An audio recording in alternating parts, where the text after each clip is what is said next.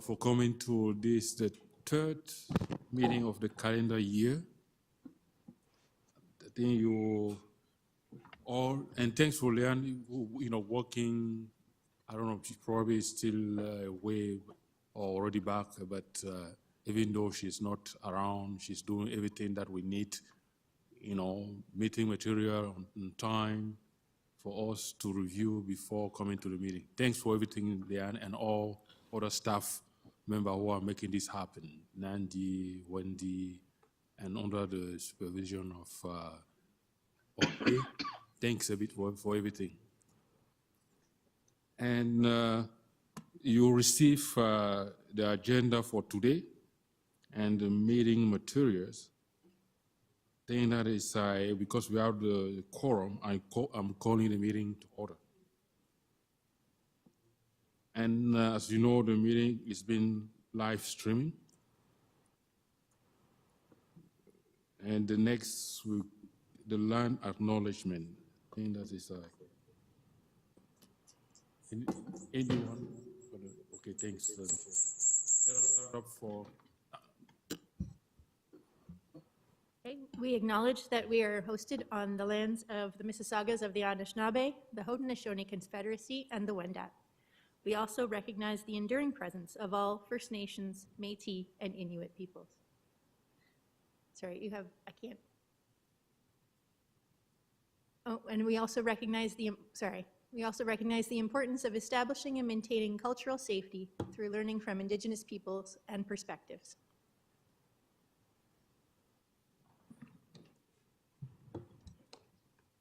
Thank you, Michelle. And after that, the next item is review approval of agenda. Is anyone has anything that need to be discussed today, which is not on the agenda? Yes, I see. So I'd like an update about our motion from last month, because things got a little confusing about then and now. So I'm not sure if you want that to be a separate item or under the action log. It is part of our action, action log update. Great, thank you. Thanks, Nora. Any other, comment? If not, anyone, motion to approve the agenda? Nora? Seconded. Second, Richard, thank you. Anyone against? Approved. Thanks, Nora and Richard. The declaration of possible conflict of interest. Is there any conflict of interest from any member?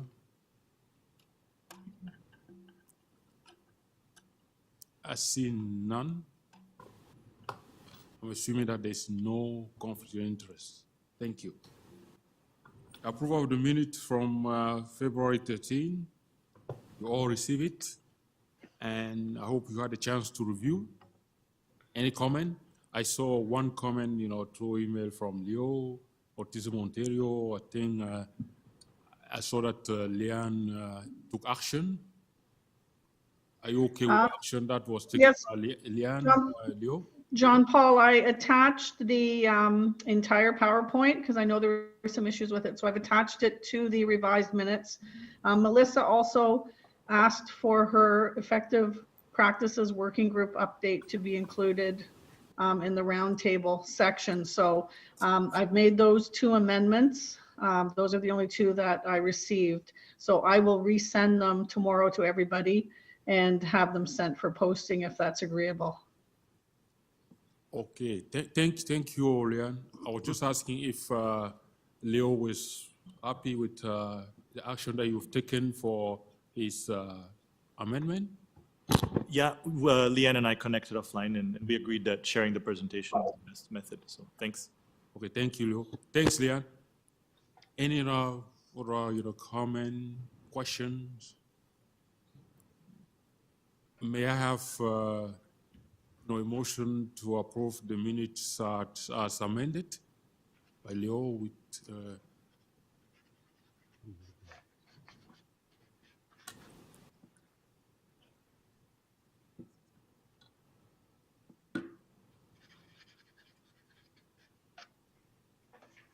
I'll second if no one else has. Melissa? Thank you, Melissa. Anyone second?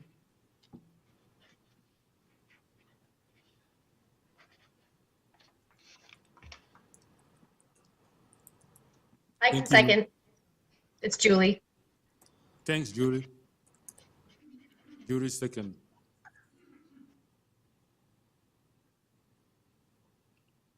Is there anyone opposing the adoption of the minutes as amended? I see none. Approved. Thank you. The action log update. I would like to thank Leanne to start using our action log template and also starting inputting some of the action item that we have from our last meeting. And the one that we also be including in that, some of the action item that we had from the previous meeting, including the January meeting. The first one, action item that we have from January was, the recommendation to consider special education as a strategic driver. Remember we had Craig Snyder here. I think that is something that we have to put there to make sure that we don't lose track on what is happening with that recommendation. To my knowledge, there's nothing that has been done. I don't know, maybe there are things that have been done for that to action that recommendation. I don't know if I'm looking at staff here, Nandi and Audley, if there's anything that has been, any discussion that we are aware of making special education as a strategic driver.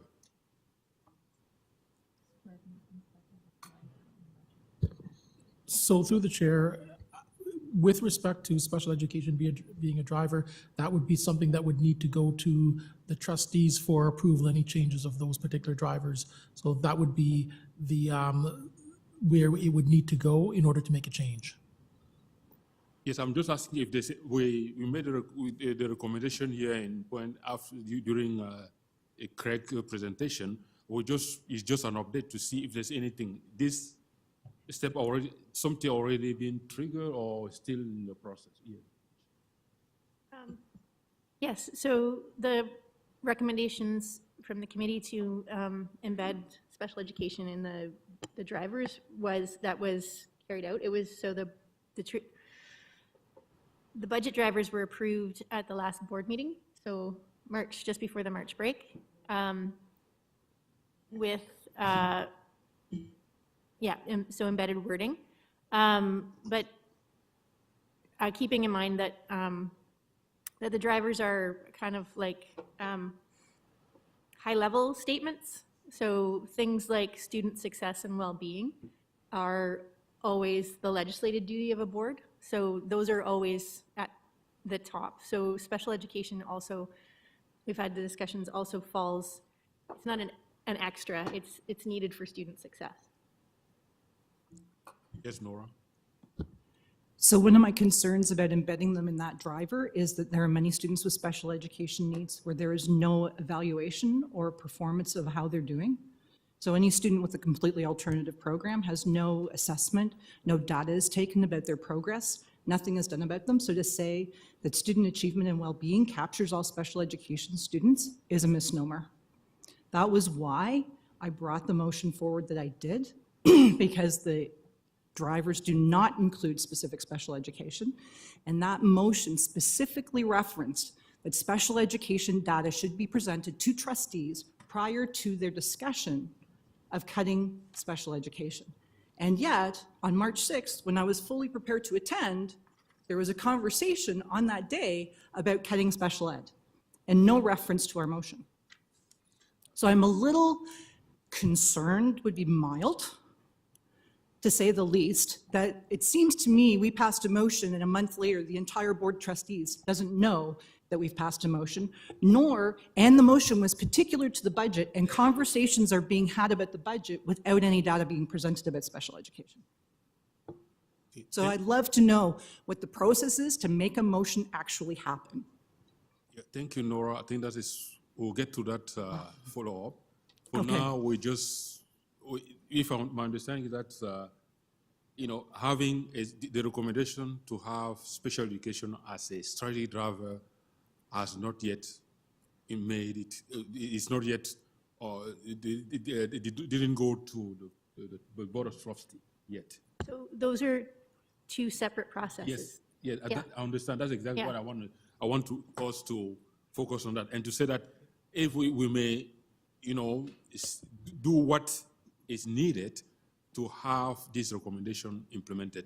Study special education, namely special education as a strategic driver, a standalone strategic driver, because that's what But, we sorry, don't want to. strategic driver is part of the multi-year strategic plan, which is not part, that's not, so what Craig was talking about was a smaller piece.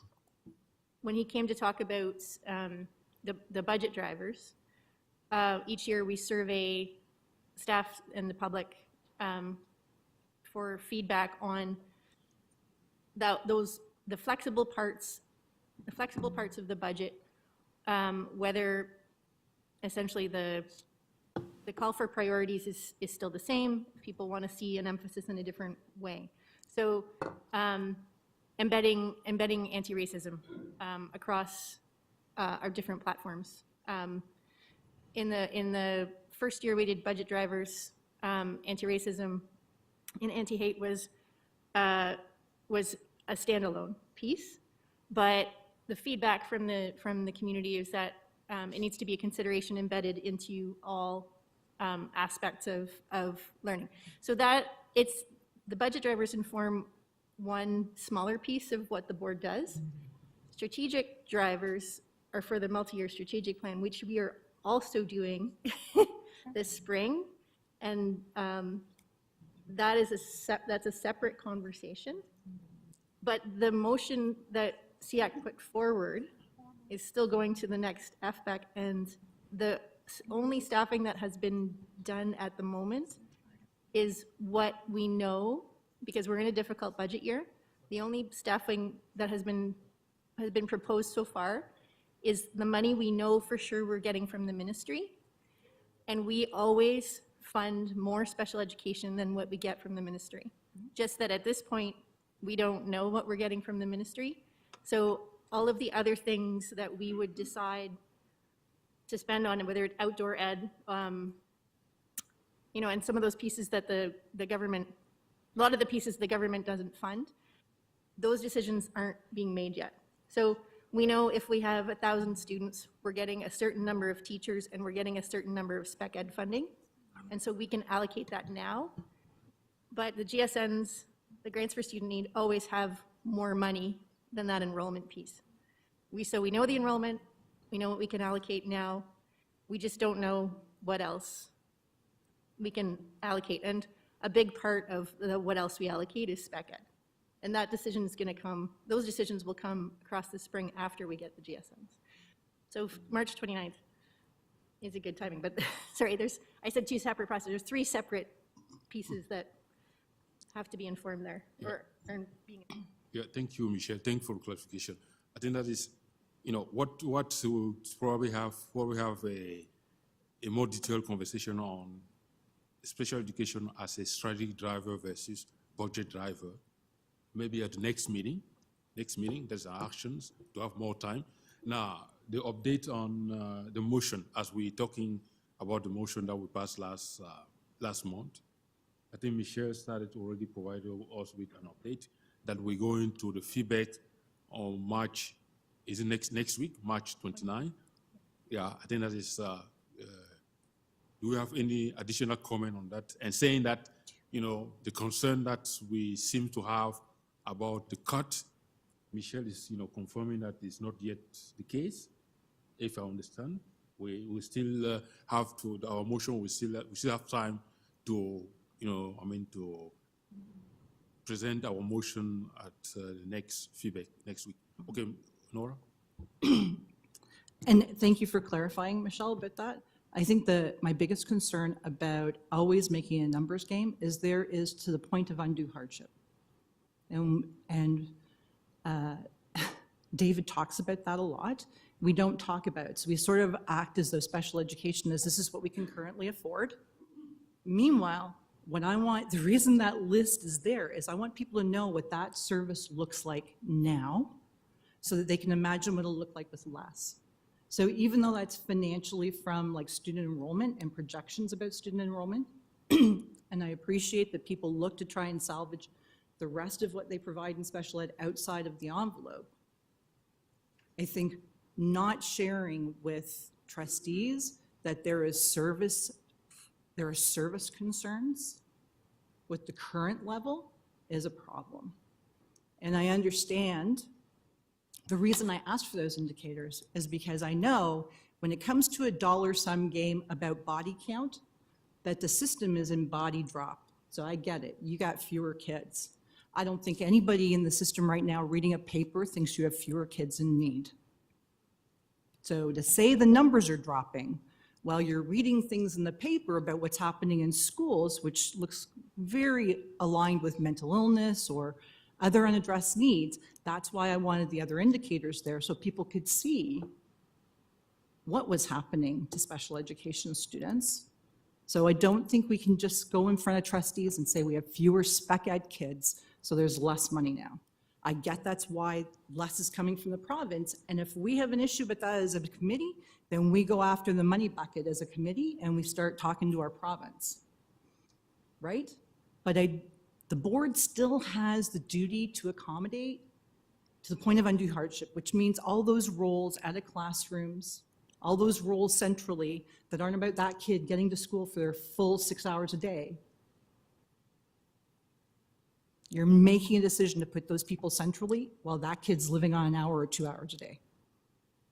So I just want to make it clear that I think special education's in a really precarious place. I think the staff and the board are in a tough place with the money we're getting, but kids are hurting, and it's not cool to just ignore and pretend like we just got less money, that's okay. So if a fight needs to be picked with the ministry, then let's do it. But it's not okay to ignore the needs of kids. So on that, also picking a fight with the ministry, a couple of the hardships that we know we're facing, in addition to the deficit from the pandemic, there's a, sorry, I'm going to forget the name of it. We call it the COVID funding, but it's actually, I think it's called the Learning Recovery Fund. Boards have had it for 2 years. So in our system, I believe it's 522 staff, but it's 478 school-based staff that have been employed for the last 2 years using that money. And we've been told it's coming to an end. And that mostly pays for, well, it's paying for school-based staff, mostly like mental health and support staff. For students, reading recovery, math strategy. So all, you know, all student success-based and special education support. And we don't know that, on the optimistic side, the ministry likes to cancel funding and then announce something new and say, yay, look at all the new money. But we don't know. At this moment, all we know is that money, which is, I believe, $35 million just for our board, just for the TDSB, is coming to an end this year. And we don't have any indication that anything's going to replace it. So that's a big one. But there is also a communication plan should be coming out this week with key pieces around that. Also some structural deficit advocacy pieces for people to go back to the, you know, go to the province and say, like right now the province is not funding increases to CPP and EI for staff. So 2 years ago, the federal government increased CPP and EI, and the province isn't giving us any more money. They're still giving us the same money from 2 years ago. And that's many millions of dollars for every school board that they're not getting that money. So every school board is going to lose that learning recovery fund. It doesn't just affect the TDSB. So there are some key places for that advocacy. And then I'll send some links to to share our budget process and what's coming up. Thank you. I think if it's possible, thanks, Michelle. If it's possible, what we have done in the past is for some of this, this concern around cuts from the province, to help, us as community to go and push our, if it's possible to help us, because with some specifics, like the learning recovery and this other money that is being same, so that we will go and write. That's what we've done in the past in the committee. Go on and write our, MPPs to tell them, this is happening. We expect you to do something up there. I mean, that's exactly the way that, why we're asking some of these questions, to be aware and, push them. Yes. David has a question in the chat. I didn't know if you saw it, but David. David. David has a question in the chat. Oh, thank you, Nandi. Sorry, we don't. Go ahead, David. Hi, David. Go ahead, please. Okay, hi. Hi, everybody. Can you hear me, folks? Yes, please. Okay, great. The subject that Nora's raising is critically important. I support her concerns. The way the board does this budgeting, I fear, fails. They talk about human rights, but they don't take into account their obligations regarding students with disabilities. Using this driver would be a tiny little baby step in the right direction. I would like to suggest that SEAC consider the following. Number one, we need to, I think, more assertively respond to the boards systematically not listening to us on this. They have a statutory obligation to consult us on the budget. They usually come and just tell us what the numbers are, and that's it. But it's not just telling us. They have a duty to consult us. So here, we offered them advice, and they make a budget decision without regard to that. Let's go further. The board has an obligation under the regulations that create us not to make a decision on something that we're presenting without giving us an opportunity to be heard. Well, we didn't get that opportunity either. Let's go third. This is not just something that a matter of the board being able to say, sorry, please go and ask the province for more money. It would be great if we could get more money out of the province, but let me just say that is no defense to a $3 billion+ budget unless they can show there is not a dime that they could possibly reallocate. And I'm confident that they can't show that. And that would be their burden. That would be their burden of proof. And finally, there is a blueprint for them to start incorporating these kind of things more effectively into their conduct. It is one about which we have a working group, the K-12 working group. It is the Kindergarten to Grade 12 Standards Development Committee report, which they've had since a year ago, January, and the board has and the staff have not come back to us with any actual action plan, even on the priorities that we gave them a year ago. I think last April, if I check my notes. I could be wrong. So I think the bottom line, and perhaps a future meeting is the place to deal with this, but and I'd be happy to be one of the people helping apply our minds to it. But I think that just coming here for 2 hours once a month, offering our advice, having senior staff take notes and give us helpful responses to bits of information isn't working. And I think we've got more authority we don't have authority to require anybody to do anything, but we have more opportunities to make our message heard under the regulations, and I think we should use them. Back to you, Jean-Paul. Thank you, David. Great point. I think that is, we'll probably dig into some of the suggestions that you've made when we discuss, special education as a study driver versus budget driver at the next meeting. And I think we do one thing that some of the action items here include, you know, what will be the presentation at the feedback next week, and having a strategy, an agenda item on special education as a strategy driver versus budget driver at next meeting.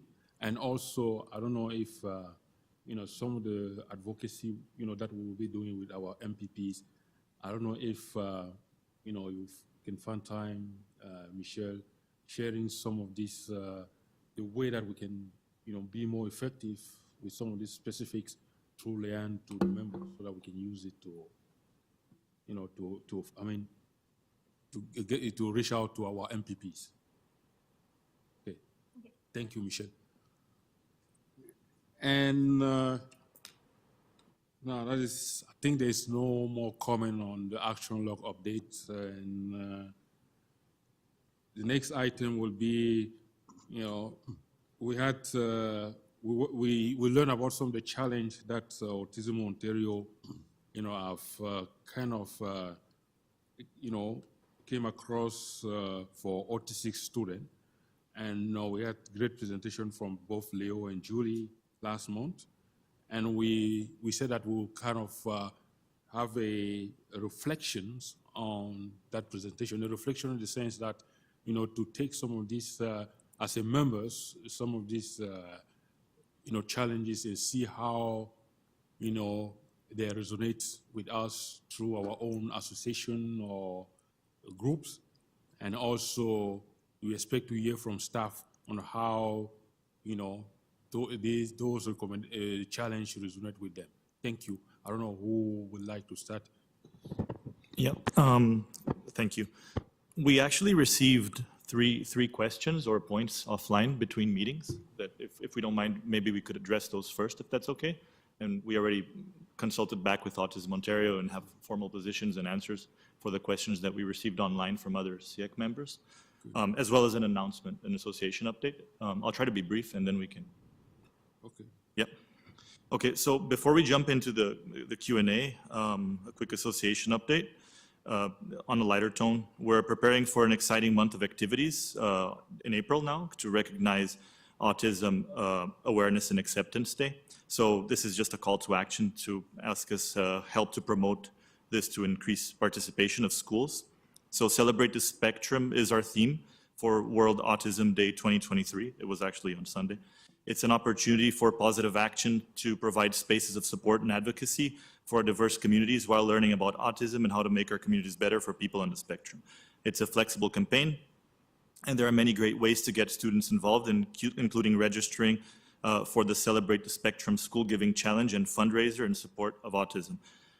We are launching this to enhance our activities and celebrations throughout the month of April.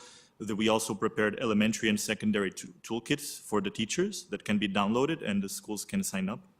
And specifically regarding the Celebrate the Spectrum School Giving Challenge, students and schools are some of our most active supporters. And in honor of these young champions, we're launching this challenge throughout April. The idea is that the school that raises the most donations will be eligible to win special recognition, including an article in the magazine, as well as each school's top fundraising student being eligible to win an iPad. So more details can be found through the website, Celebrate the Spectrum website. I'm going to share all this information and the links to all SIEC members after the meeting, right after we're done speaking. But if everyone can help raise awareness for this, specifically staff, that would be very much appreciated. So the next three items are answers to questions that we received online.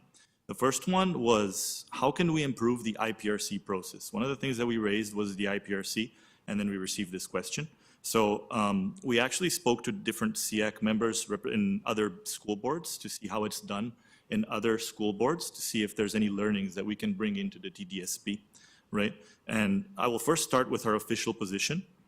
We recognize that the IPRC as the committee as the current binding path towards the identification and placing for all students on the autism spectrum. We encourage parents, service providers, and educators to use this process to develop tools collaboratively. Based on feedback from parents and representatives from other SIACs, we feel there are opportunities to make the process more collaborative. So I'm going to give you a little comparison of one that really came became very evident when we made our internal research. So what we hear back from parents regarding the TDSB, and of course, these are not every case, but it's quite a significant sample. Many parents go into the IPRC without knowing what to expect, especially the first one. The IPRCs are usually 1 hour in length, and they seem to agree that 1 hour is not enough for these kinds of meetings. They're usually very rushed. The panel format, many parents tell us, is intimidating, and the parents feel that they are told the decision, but not actually being part of the process. Conversations don't always happen beforehand. Many parents say that they feel pressure to agree to the recommendations quickly and are often unaware they can decline or often have discussions around the recommendations, and the structure can be intimidating. The one that we thought was interesting to bring up was one from the SCDSB. So what we heard back from our representative at the SCDSB is that in that board, families are involved in the entire process of evaluating the proper placement of the student. It's simply, the IPRC itself is simply the formal end to the process. It's actually just a signing formality, as they call it. Everything has already been discussed and agreed upon with families beforehand. Parents and staff, they go into the IPRC already knowing and agreeing what will be presented and signed. They actually said that in some cases, the families don't even attend the IPRC. They just sign the paper and get it done with. So that's very eye-opening, I think, in comparison. Moving on to the next item, we received another question. How does your position align with inclusion goals? So first of all, official Autism Ontario position from the website that you can see, all students on the autism spectrum must have access to a range of placement options based on individual student needs, regardless of geographical location. This must include all ranges from full inclusion to full self-contained in all school boards. Now, addressing the question directly, first of all, we sincerely appreciate the opportunity to address some of the questions we received during the presentation on autism and the importance of recognizing individual needs, as it is very challenging to explain all the priorities that we are advocating for in a 30-minute presentation like we did last time. So while inclusion is a critical and overarching goal, we recognize that there are practical challenges that can limit its implementation in the short term, including resource constraints, training limitations, attitudinal barriers, bias, ableism, and other structural factors that can impede progress. If we overlook these constraints, we run the risk of having students in a mainstream classroom without sufficient supports in place. It is important that we provide immediate solutions that can help bridge the gap for those students who require additional support. We firmly believe that ISPs, ISPs can be an effective short-term solution that respects the unique needs of each student. By designing ISPs with the goal of eventually transitioning every student into a more inclusive setting, we can help ensure that they receive the support they require to succeed. This approach is particularly important given that some students are, unfortunately, being left behind in mainstream classrooms without the necessary supports. We do, however, recognize that there is no one-size-fits-all solution. Ultimately, the goal should be to create inclusive learning environments that take into account the individual circumstances, learning profiles, strengths, challenges, sensory and movement needs, medical needs, and other human needs of all students. However, this aspirational model requires ongoing collaboration and work from everyone on the SEAC. We all care deeply about ensuring that all students on the spectrum receive the support they need to reach their full potential. By working together and keeping the needs of individual students top of mind, we can make a meaningful, positive, and very real difference in their lives. We will also share our official position statements after the meeting. And our final item, this is a quick one. We received one question from another SEAC member. How can we support students with ASD more? What can the TDSB can be doing more of? So I think a quick way of answering this question is based on our position statements that we will send out shortly. But essentially, we believe that parents and students on the autism spectrum, where possible, must be actively engaged throughout the education process as full partners in their education to promote optimal learning across home and school. We also believe that the curriculum must be flexible enough to allow for individual education programming for the diverse needs of students on the spectrum throughout their education and transition process. The process must be assessment-based, using tools and/or strategies specific to the learning needs of autistic students, with an emphasis on evidence-based practices. These plans must include appropriate supports and classroom curricula and adaptations to ensure maintenance of previously acquired skills and continuity of learning. Autism Ontario supports the ongoing training and coaching of our Ontario school teachers, administrators, assistants, and staff. Educators and practitioners play an invaluable role in the realization of the best educational outcomes for each autistic student. Thanks. I think that addresses the three questions that we received. Okay, thank you, Leo. I think that is, if I may suggest that, for other, members, association and groups, when you receive, after the presentation, this question will be always good, to share with, member and particular staff, because when I hear how to improve, IPIC process, I'm sure that if staff knew this before, they would have prepared, kind of summary of, because they continuous, kind of question, challenge what they're doing to improve the process. They will share something with us. I think that is, that will be my suggestion. Thank you. Thanks. I don't know if Nandi or Audley has something to, or you would like to see what, Thanks, Jean-Paul. Leo, thanks for that. I think it's helpful if you share that with us so we can take a look at some of that for ourselves. With regards to IPRC, we just this year, as shared with SEAC previously, put out a guide for parents, guardians, caregivers on the IPRC to help parents understand the IPRC process in TDSB. And the way we've done it is it's in a Google Doc that's editable and in an ongoing way. So certainly if there are things that we can do differently, we would. I would say if any parent needs more time at an IPRC, we wouldn't deny them that. So if they don't find an hour, sufficient, we would do that. And we're, like you, we fully agree that we are aiming for inclusion and the ISPs should be a transition to regular classrooms, but we do offer, as you know, a range of placement options from regular class to the ISBs. And we're always doing, we have a really good autism central team, and we're constantly doing professional learning, not just for teachers, but the support staff in those ISBs as well. So if you could share that with us, that would be really helpful. Thanks so much. yeah, you can do that through Leanne. Leo, through Leanne. Yeah. She'll probably make sure that, okay, we have it, the essence is captured in the minutes and also share the detail with staff. Okay. Thank you. Nora? I just had a question for Nandi. Is that autism education also for principals and superintendents? So all of our sessions are open to all staff members, but we do have specific, on Friday, we have part 2 of our mandatory professional learning for the entire senior team, and there are pieces that are embedded in there. But we don't have an entire session on autism, for example, for them. Gotcha. Okay, thank you. Okay. Thank you, Leo. Thanks, Nora, Nandi. Now, the reflection for, from the challenge that we learned last month on autism material, anything that came out, that cross, that's resonate with other members, associations. I don't know if someone online has comment. Do you see anything coming up? Leanne, do you see anything coming up? No, I don't see anything in the chat or anywhere else right now. Okay. Any thought, comment from staff, on the presentation from Autism Ontario last month?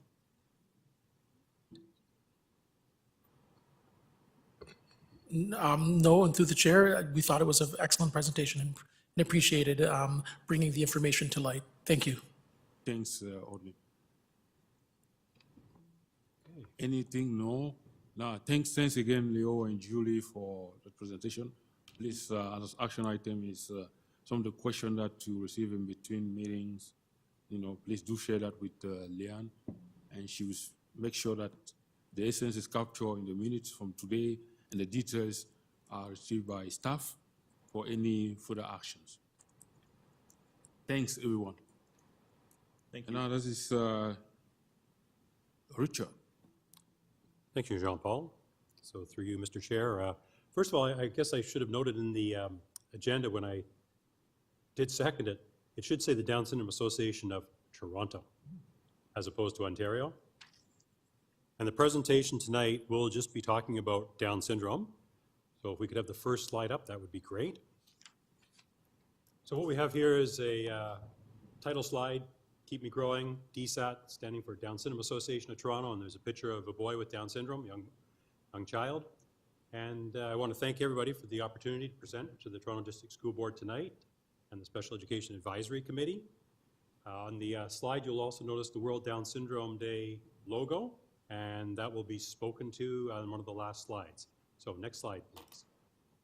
So really, 4 things I want to cover. Explaining a little bit more about Down syndrome, who the Down Syndrome Association of Toronto is, what we do for education advocacy and support, and World Down Syndrome Day. Next slide, please. So often you hear people say, oh, that person has Down's syndrome. Well, that's completely incorrect because Dr. Down did not have the symbol, the syndrome. Down syndrome is named after Dr. Down, who noticed the characteristics of people with similar facial features and other features. And so he documented this, but it wasn't until, I think, the 50s or 60s before it was actually 1965 there, where Down syndrome was endorsed by the World Health Organization and officially accepted as a standard terminology.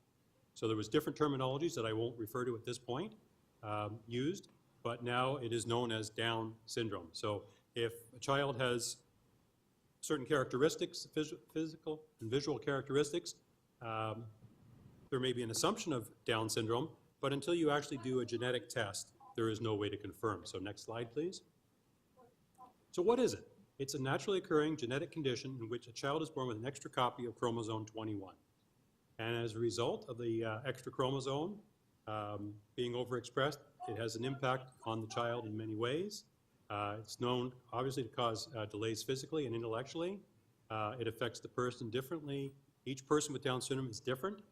No individual is alike or exhibit all the characteristics. 50% of them have heart problems, 50% don't. And it occurs in approximately 1 in 800 babies born in Canada.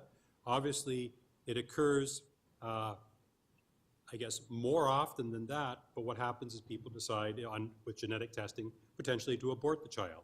So of the births, there's typically 1 in 800. And I should point out, it is not an exceptionality. It's a genetic condition. So we have to remove that bias when we see somebody that has the visual features of somebody with Down syndrome. Many people make assumptions that are based on what? Next slide, please. So there's 3 types of Down syndrome. The most common is known as trisomy 21, and that's basically where there's the extra piece of the 21st chromosome. But there is 2 others that are a little bit more rare. Translocation, and it's attached to a different chromosome than the 21st. And then there's mosaic, where it's not on all of the chromosomes. So it depends how it presents itself, and visually, some people with translocation, they will not look like what somebody with trisomy 21 has. They don't have the same features in that. So it's important to realize that there's not just one type of Down syndrome. There is actually 3 genetic markers that define it. Next slide, please. So common physical characteristics of the flat bridge of the nose. They have 1 crease, the simian crease in their hand, where we have 3. There's an extra space between the big toe. There's extra folds and skin around the eyes, a little more almond-shaped. And typically, they all have straight hair. They don't have curly hair. So not stereotyping here, but this is factual.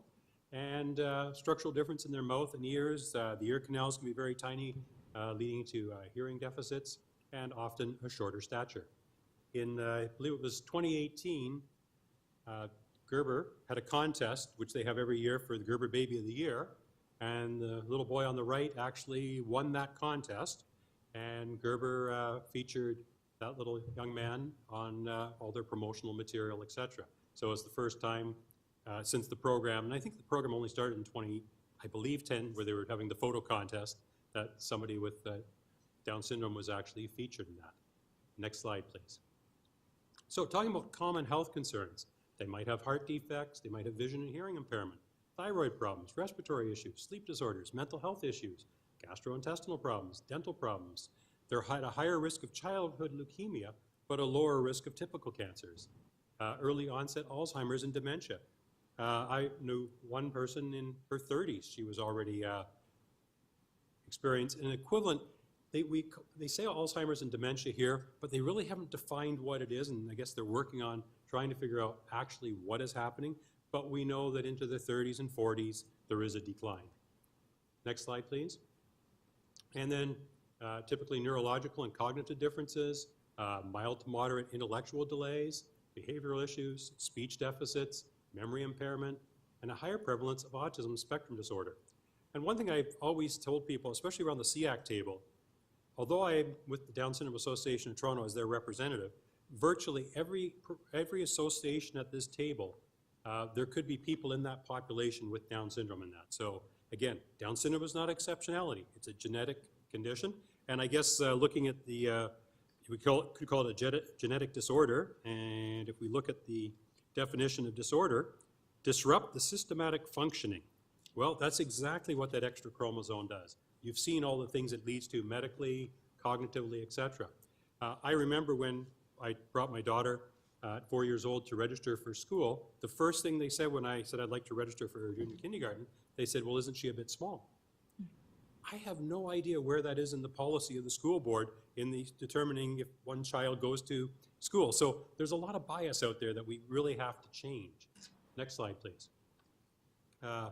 Risk factors in that. Basically, we don't know why, what caused it. We just know there's an extra chromosome. And yes, there's a stereotype that women older than 35 have babies, higher risk of babies with Down syndrome. That's because just the way it works with the number of pregnancies, et cetera. But the majority of children born with Down syndrome are born to mothers less than 35 years of age. When they're older, often they might have more genetic testing as well that younger mothers may not have. So there is, again, another stereotype where people, they'll look at the baby, they'll look at the parent and kind of judge how old they might be, just thinking, well, the child has Down syndrome, it must be because they're an older parent. That may not be the case. Next slide, please. If I just want to play the first minute of this, and I think this really speaks to the importance of what education is for children with Down syndrome and that. And it's not necessarily about learning the math, the sciences, to read. All of that is very important, but the social aspect of it is key. So we'll play just 1 minute of this just to, if the sound works as well, just to give a flavor of it.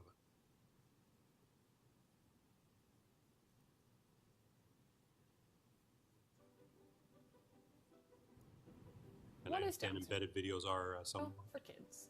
problematic.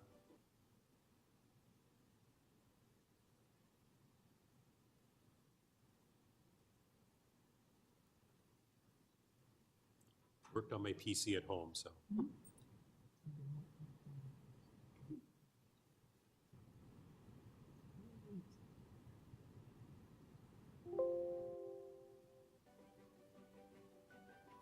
Another thing that's super important is to feel like you can be good at something. It doesn't really matter what Seems you like we like. have the sound, but Maybe you not the like video. sports or games or art or riding horses. Okay. That part's not important. What's important okay. is that you can feel good at what you do. Another thing that's important for everybody is being included. Inclusion means that you feel welcome to join other people, maybe in the classroom And I think the words or say the more than lunchroom pictures or on the anyways. sports field. Inclusion means that you feel welcome to join others. That's actually fine. That's good enough. I wanted just to get the, oh, you got it? Okay, let's play the first minute then, please. What is Down syndrome? A video for kids. You've probably noticed this already, but there are some things that are really the same for all kids. The number one thing is that all kids like to have fun. You've probably also noticed that it's very important to have friends. No matter who you are or what you like to do, friends are important for kids and adults too. Another thing that's super important is to feel like you can be good at something. It doesn't really matter what you like. Maybe you like sports or games or art or riding horses. That part's not important. What's important is that you can feel good at what you do. Another thing that's important for everybody is being included.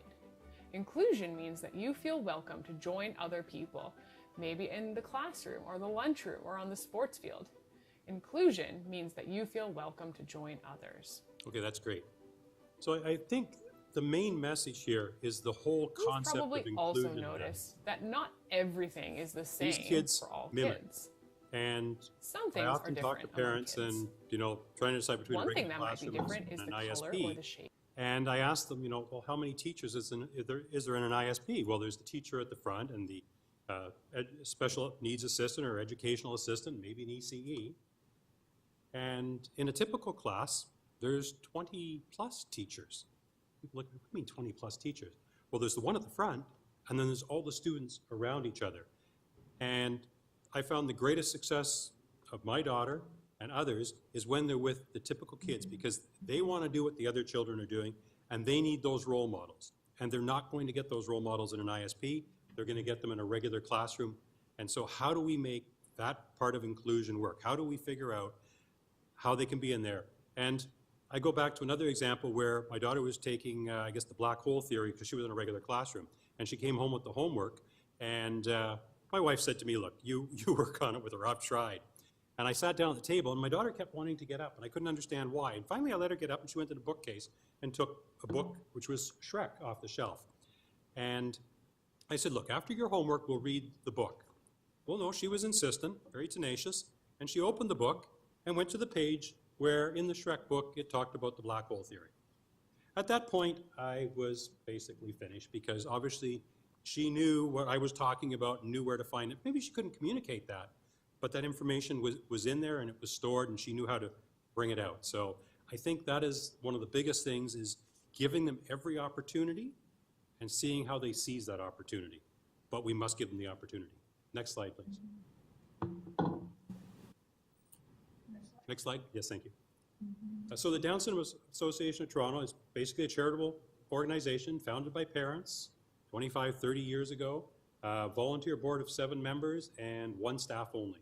And basically really to support and empower individuals with Down syndrome and their families throughout the Toronto area through any programs and resources, and to advocate, raise awareness, and promote the integration and inclusion. Next slide, please. So just a list of our board members there, and we have a variety of people on there from various occupations, from a pediatrician to fund managers and people in real estate. So a very broad spectrum of the community, but everybody on that board either has a child with Down syndrome or a sibling. And we have 1 staff that basically does program and administration coordination. Next slide, please. And so we try and offer awareness, advocacy, community support and social events, virtual in-person programming. We have some online and in-person art, cooking, yoga and Zumba courses, bingo, dances, dinners, sports. And we act as a resource network. We have the annual Buddy Walk fundraiser, and we have the World Down Syndrome Day celebration. Next slide, please. So basically, we try and drive parent engagement. I'm here on SEAC representing the Down Syndrome Association, but I'm here for all students with special needs. And obviously, Down syndrome speaks to the whole students with various genetic conditions, but also all the other exceptionalities that are out there. And basically, I talked about the transition guide last week that the DSAO, the Down Syndrome Association of Ontario, has out, and they were funded by the provincial government. So I'd definitely like to see that put forward in the school system greater. I'm hoping to do maybe a presentation on it during the Parents as Partners Conference in the fall. I think that would be a great starting place. But there is a link there, and if anybody wants to look at it and give any feedback, I know I put the call out the last meeting, and I don't think we got any feedback as of yet, but from staff or from associations, that would be great. Next slide, please. So I think everybody remembers that they had Pi Day last week, 3.14, 314. Well, I don't know if they stole the idea or not, but today is 320. Tomorrow is 321. You recall, this is a test.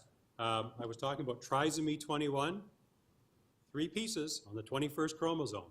So tomorrow is World Down Syndrome Day because it's 321, and that's when it's celebrated. The Toronto sign in the past has been lit up in the colors of the Down Syndrome Association. The CN Tower has been lit up. And I mentioned the Buddy Walk. Well, you can see a little snippet, very hard to see the picture there on the screen, of the Toronto sign. And just to the left of that sign is the past mayor that just stepped down, John Tory, who was speaking, actually comes out to the Buddy Walk and spoke there. And to his left, and you can't see it in the picture, but is my daughter in her blue Buddy Walk t-shirt. This picture was taken actually at Little Canada.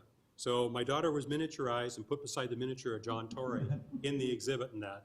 she actually introduced them during the buddy last year. So also that you have a flag raising typically at 321 at City Hall in the past. So there's lots of activities that go around it. And then in the schools, we encourage people to wear a mismatched pair of socks because Down syndrome is an extra pair. So, you know, you open the drawer and you got these mismatched socks. Well, that's essentially what we're dealing with in terms of the chromosomes on the 21st pair. There's 3. Next slide, please. Any questions anybody has about the presentation, about Down syndrome, or the transition guide?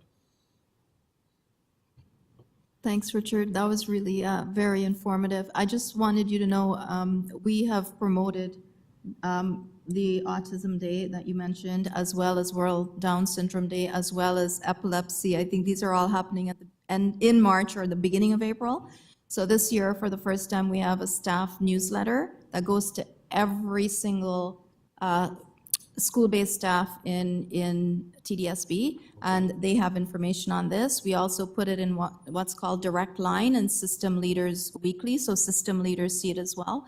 And each month we do a PowerPoint for administrators and superintendents, and there were 3 slides, one for epilepsy, one for autism, and one for Down Syndrome Day tomorrow. And we got the information directly from each of those associations. So I just wanted you to know, and Leo and Steve as well, that we have been raising awareness around these. Fantastic, thank you. Is there any opportunity for teachers and staff to actually kind of, I don't want to use the word report back to you, but to kind of let you know what they did in their classroom or send photos to you or anything like that? They usually tweet out, to be honest with you, and we usually get that information from when teachers share on Twitter or schools share on Twitter, and we see quite a bit on it, but we don't ask them to report back. But we do send, for example, links that for associations that have lesson plans and things like that. And we encourage the teachers to incorporate those lessons into their daily planning. And we do it, that's why we did it at the beginning of March, because I think it's epilepsy is, and even this one is towards the end of March, beginning of April. One fell on the weekend, I believe. So we give them a whole month in advance to access those. Great, thank you very much.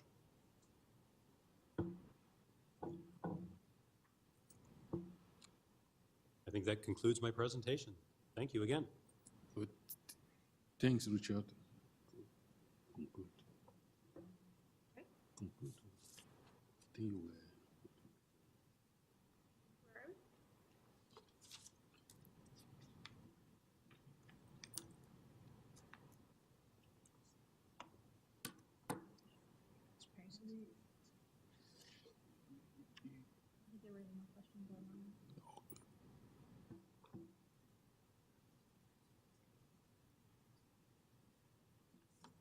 No question.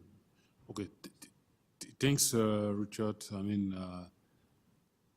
I think the member will probably have a chance to take another look at, you know, what you share. And I don't know how we can, some of the work that we're doing here can inform or feed into what Nandi was just describing for this, you know, and we may package, you know, some of this, you know, create a package with all this presentation that will be in the binder to serve the purpose that Nandi was describing here during all this,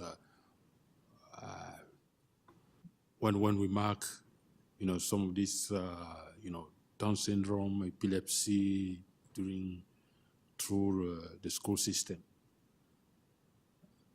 You know, the question here will be, you know, for next month,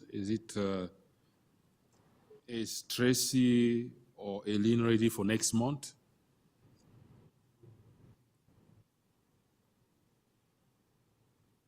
We can be, sure.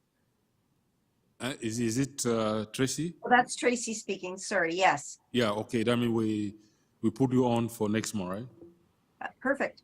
And Community yeah, I'm not going to be around.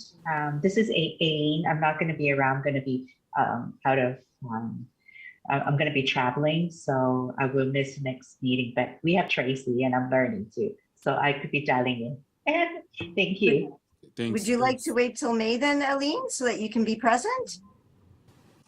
May could be better for me, if that works for another association to step in. It does, and does that work for you, Tracy? May is fine for me as well. Okay. Is it that community living will be May? If that's okay with you, that way Aline can be present, Okay. but she'll be absent in April. And Thank you. Eliza, are you ready? Will you be ready from April?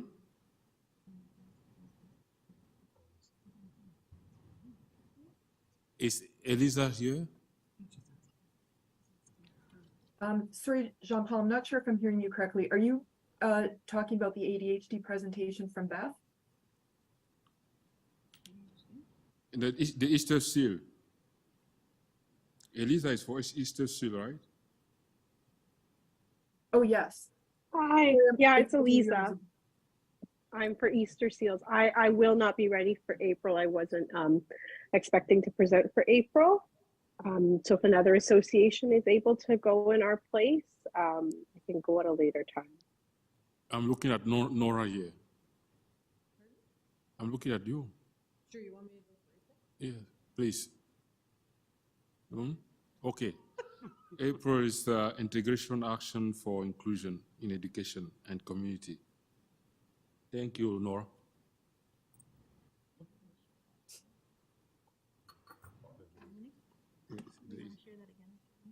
Share the updated. No, it's the list of. I think Leanne probably share this one. Okay. Thank you. I mean, next month we will listen to Nora.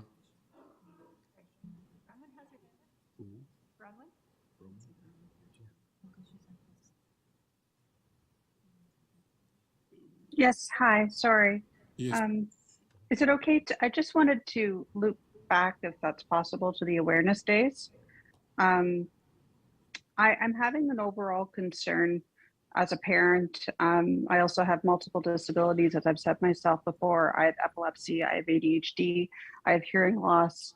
My kids and I, we have many, many disabilities. My kids have congenital heart issues. I have fought tooth and nail with both my kids' schools to have things celebrated, awareness days. I've been on DEI committees. I have an outlook with awareness days where I've given up. I feel that every school is different. I don't feel that it's consistent across all schools with the TDSB. I've had my son at 2 different schools. My daughter's been at the same one. And I've just really, it's made me completely almost give up. And I just want to bring that feedback because I was given a calendar, to look at for my son, and it says sock day. Well, I know what sock day is. My ex-boyfriend's sister had Down syndrome. I used to be very immersed in that family. I'm an EC. I know what sock day is, but how is another parent going to know that? So getting it on a calendar, just saying sock day to me, and after the phenomenal presentation I just saw, there's a big problem. It's not consistent across school boards. I'm not going to paint everything the same color, but I feel that we have to rethink how things are not being consistent across the school boards. Even my daughter, I have no idea. I am the DEI committee at my daughter's school. It was the biggest waste of my time because no one would ever do anything. So I have a big concern how we're moving forward with this, how these should be constantly presented all throughout the school boards with the educators, the families, as a way to educate and bring awareness all the time. And when I think people tune it out when it's an awareness day. So I really think it's a big problem. And I think we have to work at better ways and effectively having this education brought to our students and to the families at the school and the educators. So that's my feedback. Thank you, Bronan. It was a great segue into members roundtable. Thank you. Do you have anything to add from the voice of hearing round? Well, I mean, I'm here to represent Voice, which is really for the deaf and hard of hearing overall, which is for spoken language primarily, but also for ASL.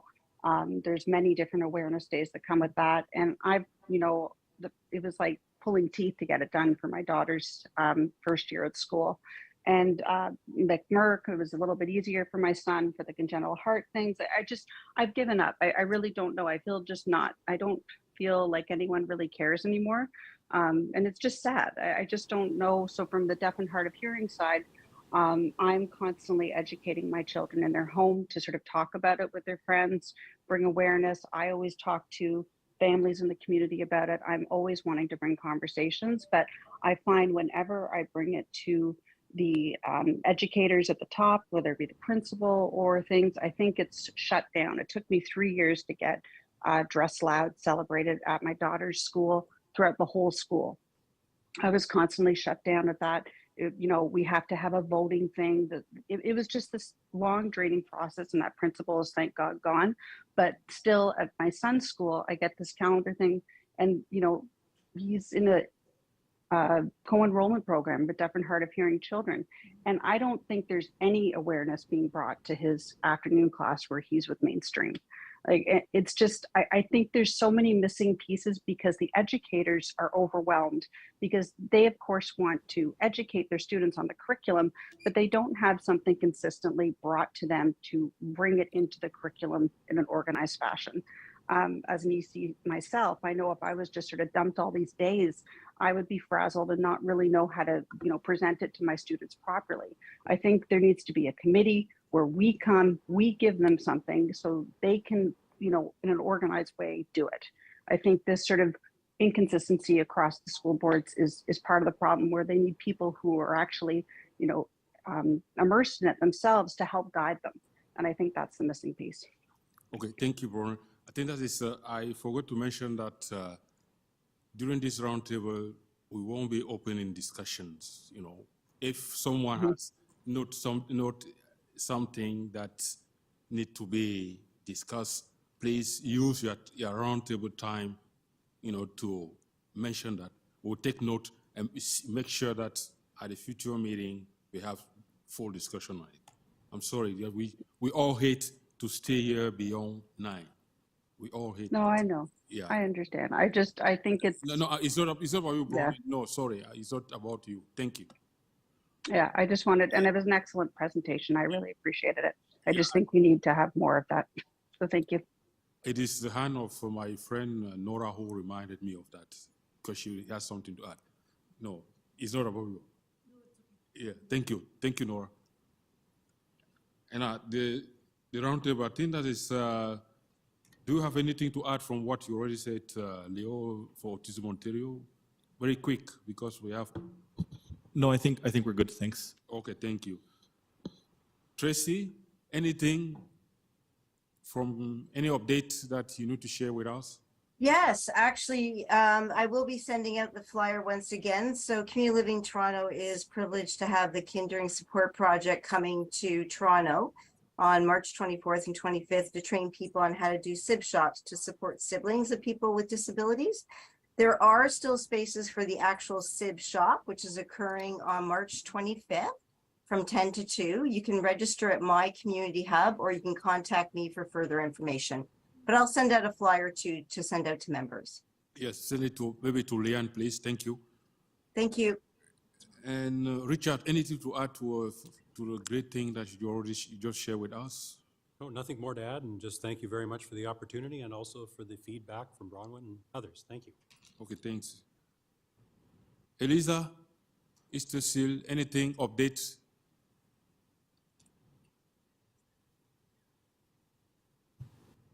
Maybe Eliza not ready yet. We'll come back to her.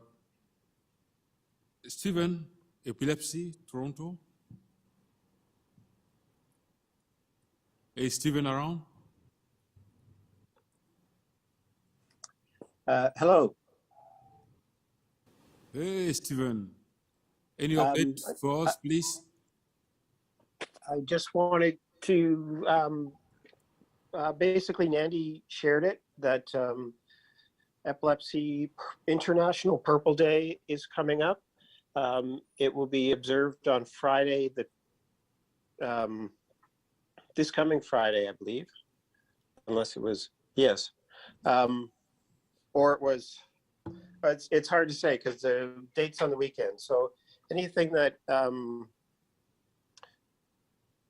people want to know about epilepsy, contact Epilepsy Toronto. They've written some really nice lesson plans for teachers to use from kindergarten all the way through high school. So we're pretty happy that the TDSB has taken on and helped promote that. So just wanted to thank everyone for that. Okay, thanks, Stephen. I think it is noted here. I see Nandi is, nodding, yeah. Thanks, Nandi. Thanks, Wendy. Okay. And Nora, any update from the integration action? Okay, thanks.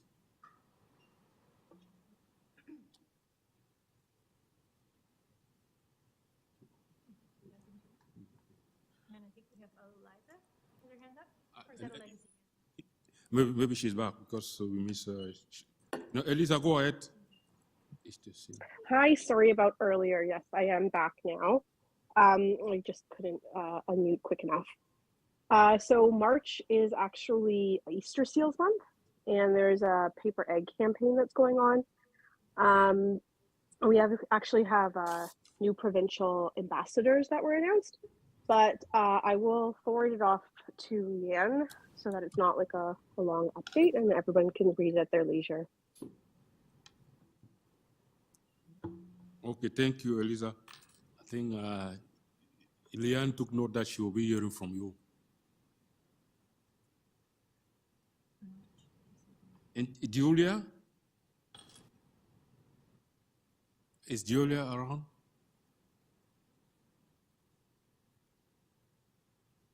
If not, David? David? I think David, if he comes back, he will probably share any update he has. Saul Bona, Africentric Circle. Nerissa? Is Nerissa around?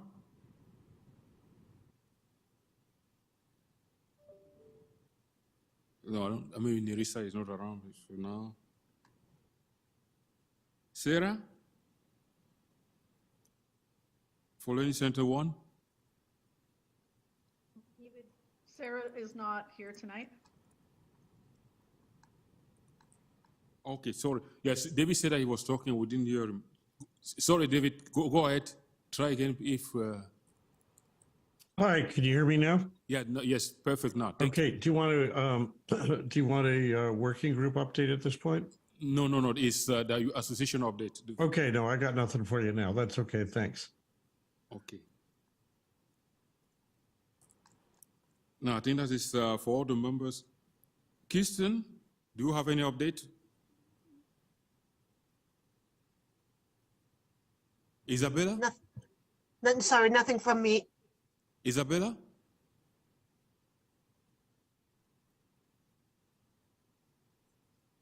Okay, I think that is, we cover almost all the groups. I think that is only, the opportunity for each of us to say something from his or group perspective and update. And now that is, we finish, it's almost 8:20, we're on time. Finish member roundtable. And now we're getting into working groups update.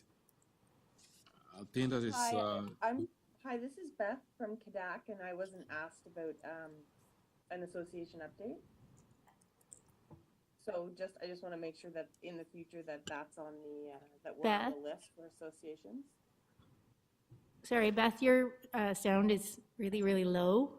We can hear that you're talking, but we can't hear what you're saying. Okay. I'm gonna have to look at my settings. I'll write in the chat.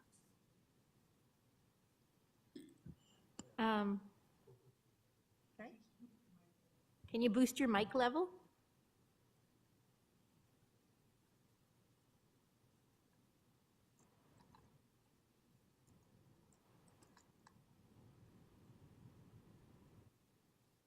We're not hearing you if you are talking, Beth.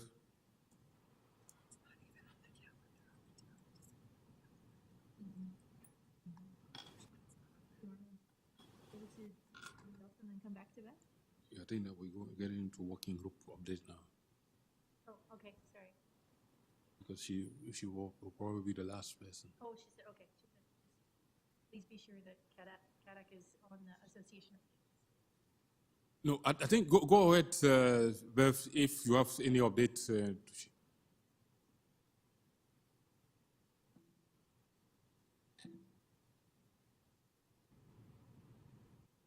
she has to fix her microphone. Okay, Come back. we can come back, okay.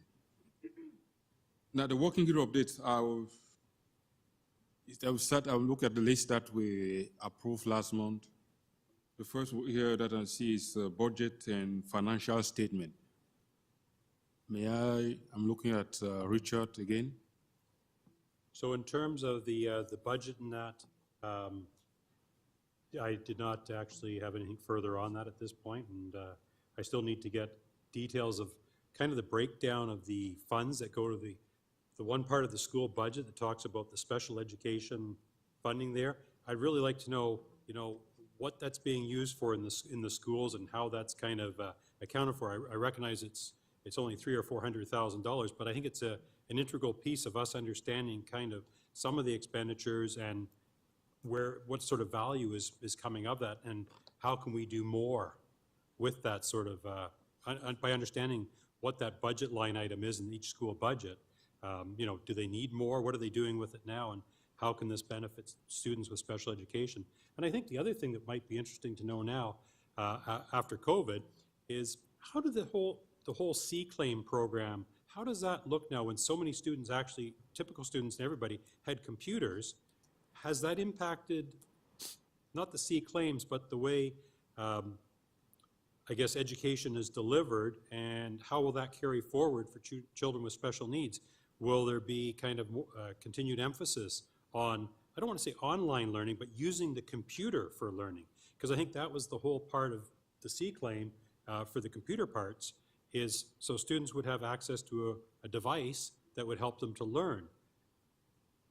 How is this going to be improved upon going forward, being that now a lot of the staff and teachers had additional training during COVID for using the computers for learning? Is this going to be a step up now for children with special education needs that have C-claims out there and have devices? I'm just kind of get a state of the union on that. What does that look like now and going forward? So, how do I say? I would say that the ministry actually does a good job of funding C. And so students that need technology, students with special education needs, they have access, not a problem. With regards to other students, we do have, and we don't have Peter Singh here, but we do have the one-to-one device program, which I believe is grades 5 and 9, but don't quote me on that. And so, is it 5 and 9? Yes. And so those students will carry their devices forward. So the 5s last year that received them will have them for grade 6, 7, and so forth. The 9s that received them last year would have them for 10, 11, 12. And then each year, a new cohort would receive their devices. So Richard, I think yes, students will receive devices and staff will receive professional training and learning on how to use those devices with students. So I think, when we talk about the pandemic, it wasn't all bad. I think there were some good pieces that we can take out of that, and certainly the use of technology is perhaps one of those. I think it's, it's going to be a step ahead for students that did have the C-claims in the past, and now it's not, like I remember one account where a student received their C-claim and the teacher was at the front of the class, and they mentioned the person's name. Look, Jane has got her new computer. And it was like, Jane didn't want anything to do with that computer. But when more students in the classroom have computers and are using them for learning, a child with special education needs isn't feeling isolated or singled out because they have their computer. So I'm hoping that's being looked at and being able to springboard basically off what's happened with COVID and the devices, and how can we really use the devices to improve the education of students with special needs. Because I know my daughter, who's now 26, those devices are critical to her for her communication, for learning and everything else, and just it's a daily tool that she uses. It's not a special thing. It's part of her life, and I don't know what she'd do without the computer, but I'm hoping, again, that we somehow embed this in the IEPs and really drive where it works, the additional learning with the computers and support of them. Thanks. Okay, thank you, Richard.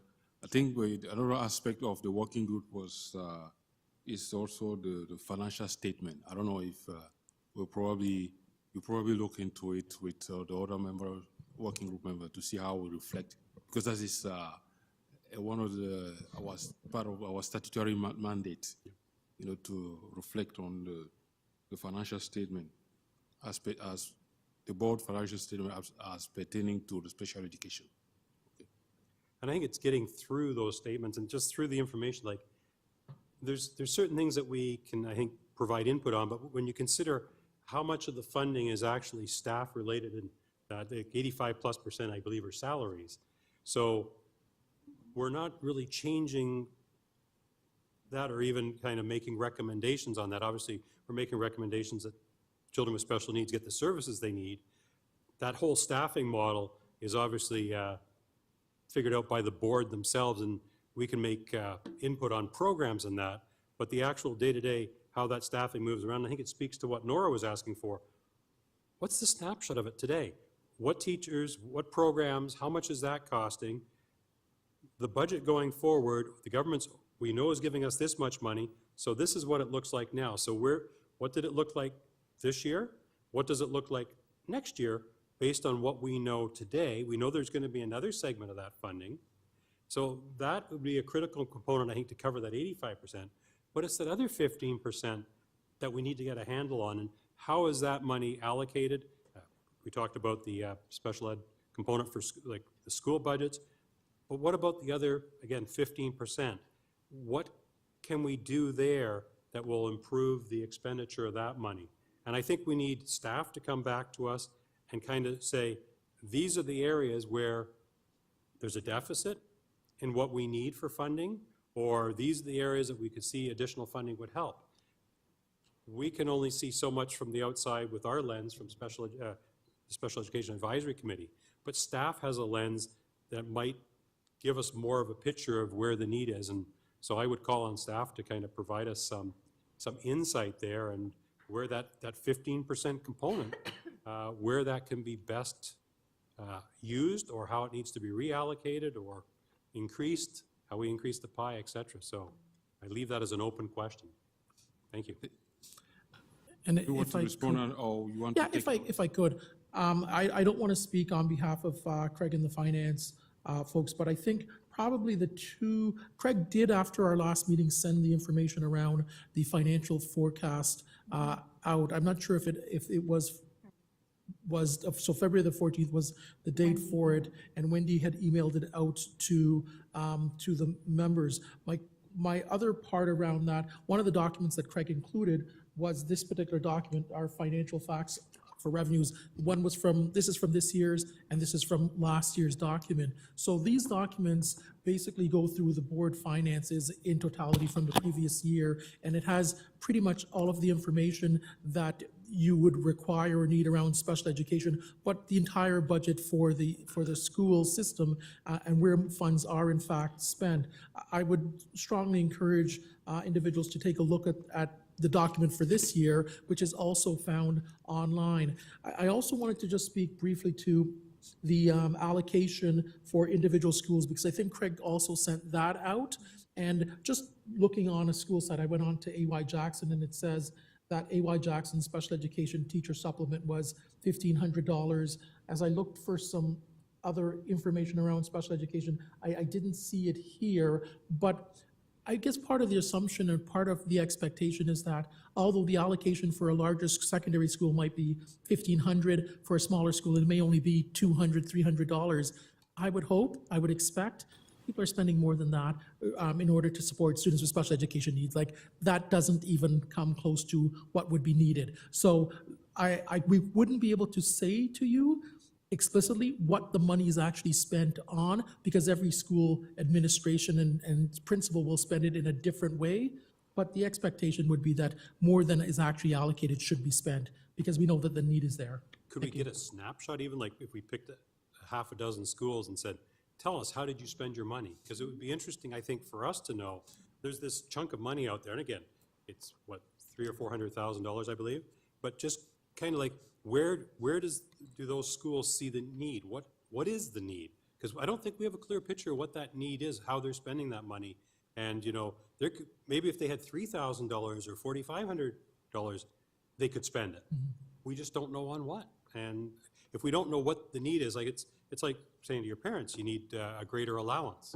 Well, the first question is going to be, what do you need it for? Yeah.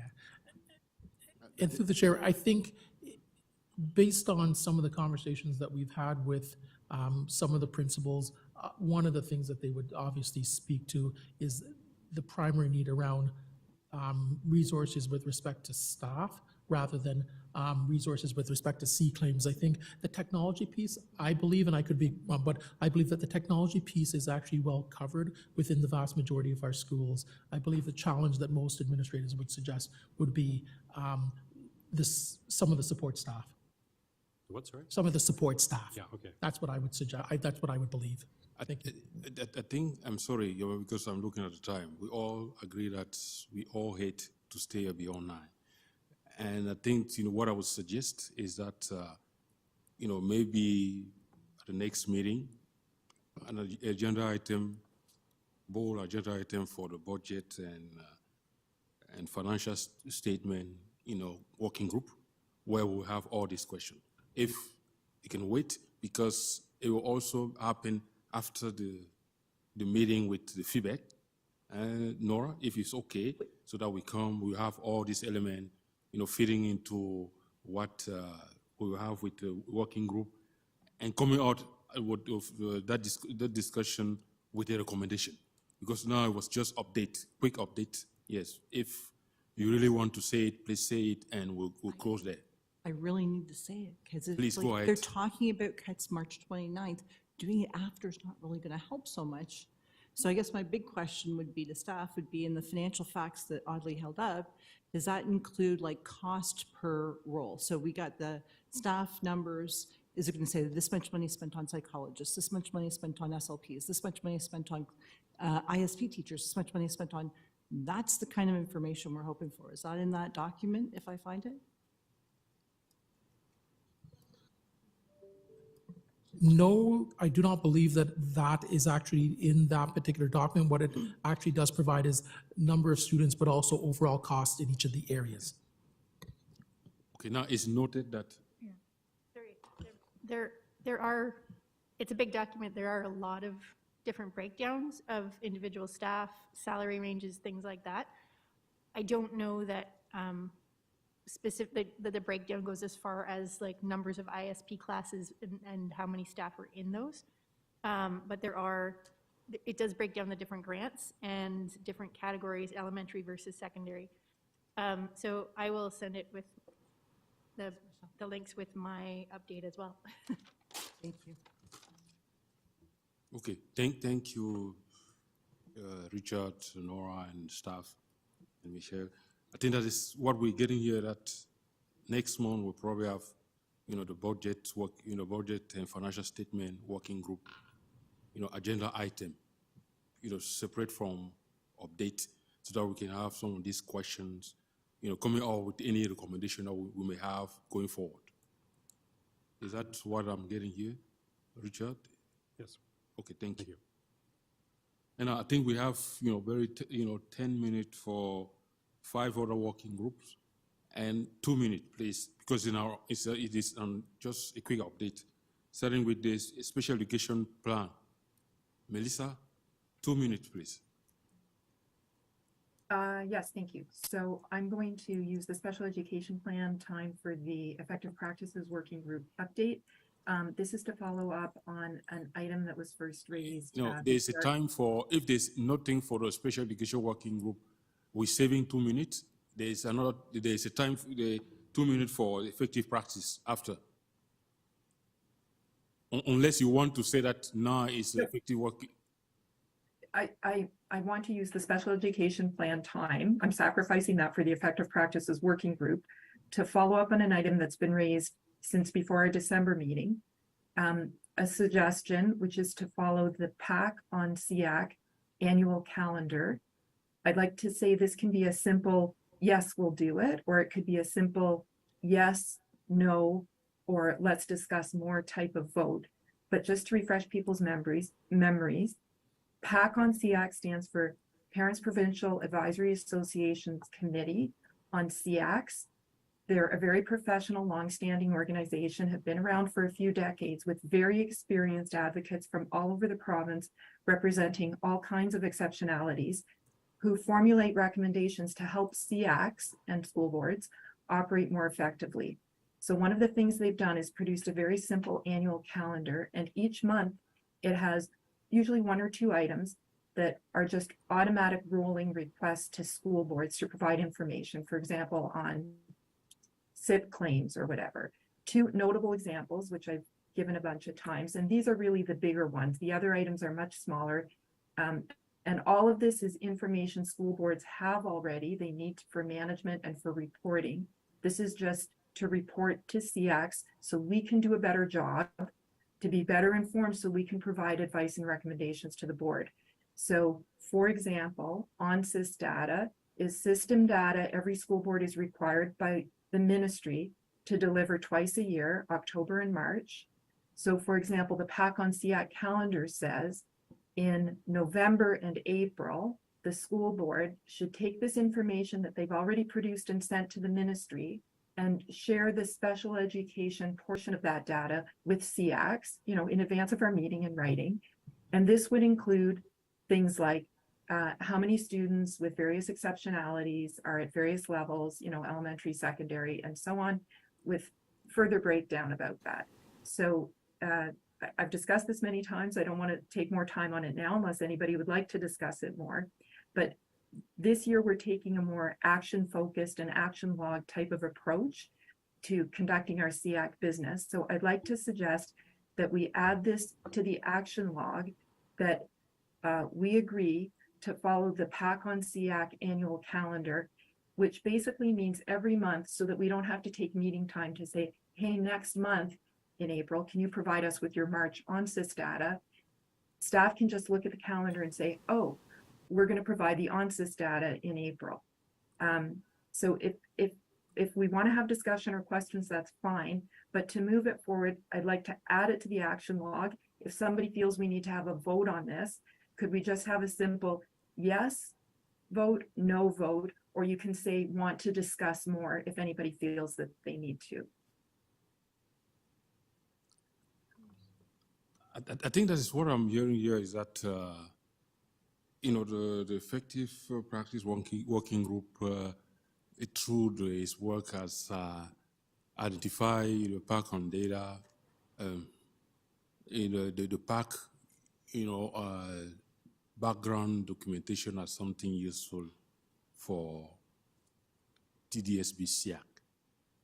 Yes, exactly. And I should have just added, this calendar is followed by many school boards SEACs across the province. And it's just really a simple organizational tool, just like,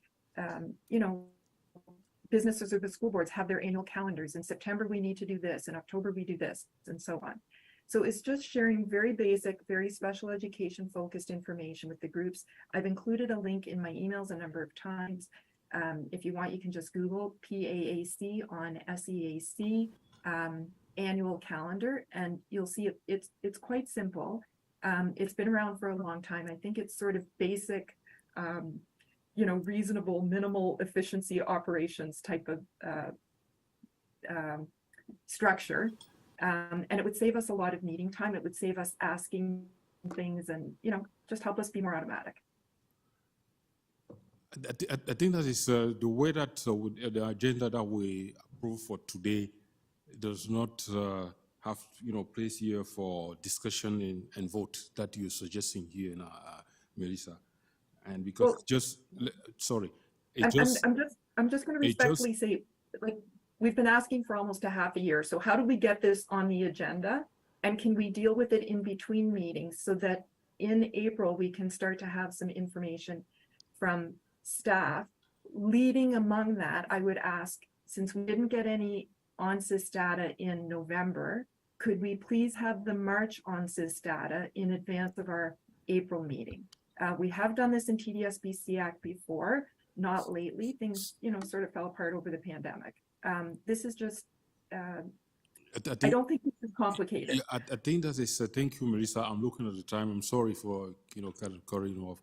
I think that if we can just say that because we were not, prepare to have a discussion and vote on something at this point, what I would suggest is maybe a staff can help, with having, because the ONSYS data, March ONSYS data for next meeting, we can put that as an action item here, and having a fulsome conversation on all this back on SIAC before making any decision on how to proceed with, those background, kind of guidelines or from back on SIAC. I don't know if, because I'm looking at the time, I see Audrey want to say something. Yeah, just a quick response to the chair. Where the ONSYS data is available, we're happy to provide it. That data is, where it's already available, that should not be a concern for us.